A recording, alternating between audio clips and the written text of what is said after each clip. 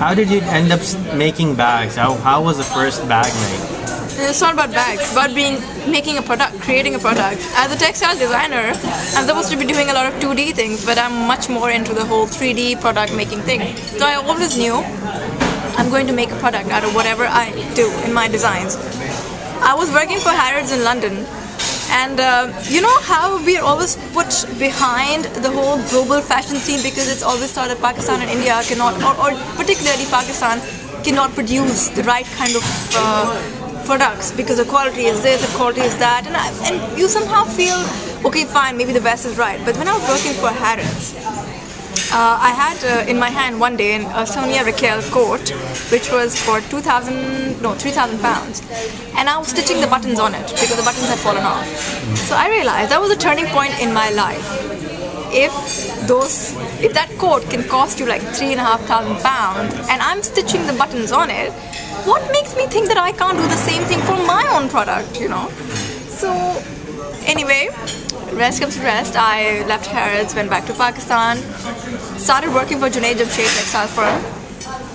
Over there as well, not being a typical person, I said, look, I don't want to do all the print and whatever. I actually want to start the accessory part for you. They said, okay. So I started the shoes and the bags for them, and called the karigars in, went to buy the material. Initially, because I had done the A-levels course for design, I knew where to get the materials and everything from, so I was quite resourceful like that. Anyway, by the grace of God, I actually found the right people to make everything. But somehow it didn't work with them. I felt, not to undermine anybody, but I felt that the work that was being produced is not up to my standard. So I left. And anyway, I decided to do my own things. So bags, and I'm a very accessories person. I love shoes and bags and jewelry. So the first thing that came to my mind is, hey, I want to design a bag. And I came across these beautiful Swarovski crystals, and then my mind started to work. So finding a person who was a skilled craftsman, finding the materials, the only thing that was left was for me to start something, producing something. So then, the whole process went to sampling, but I wanted to design a bag for a proper label. I wanted my own brand, and something that did not relate to my name, because I do not like my own privacy being exploited with my name everywhere. So it had to be something else other than my name, but something that could relate to bags. Being Arab from one side, my mom's Arab, so I've always heard this word called Zanbeel. I would always hear it from my mom. She'd be like, oh, you know, this is my bag. This is not Umro Ayar Zanbeel that you're putting everything in. Now the story behind it is Umro Ayar is a fictional character from the folk tales of Amir Hamza, and I've read those since I was a child. Every month I would read them, and even as a grown-up I've read the abridged version now in English, but I've read them in Persian, Urdu and English. So I'm a big whimsical person, big fan of fantasy. So this is about a story about a magical land where there's a magical king, and then there's this guy called Umro Ayar. He's a hypnotist. He hypnotizes people and he steals everything off them. Like, he can steal a huge castle from a king and the king wouldn't know, and actually store it in a pouch that he calls Zanbeel.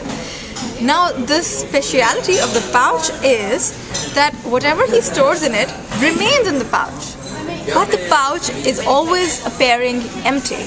So no matter what he puts in it, the item will always stay there, and it'll always be there, like a genie, like almost a genie. He'll clap in hand and he'll be like, hey Zanbeel, I want, where's that castle I want?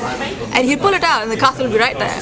So I was really fascinated by this entire concept, and now I knew that I want to call it Zanbeel, and I tried to think of other words as well. I said, no, okay, maybe this, maybe that, you know, people might find it weird. But my mind just had to rest on one thing, and it was Zanbeel. It couldn't be called anything else. And that's how the whole Zanbeel thing started. And the whole magical thing has stayed with me and my designs. Because, and even today, I hear from everyone, it's always like those designs take you in a different world altogether.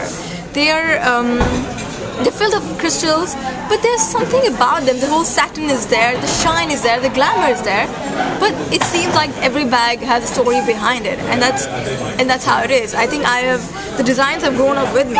While I was reading those stories, those designs must have been somewhere in my head, because I wake up with those designs and I make them, and they represents the story that I had in mind, what I had in mind.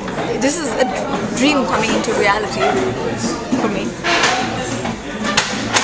So check out Zanbeel on Facebook, and how do you spell it? ZANBEEM. Check it out.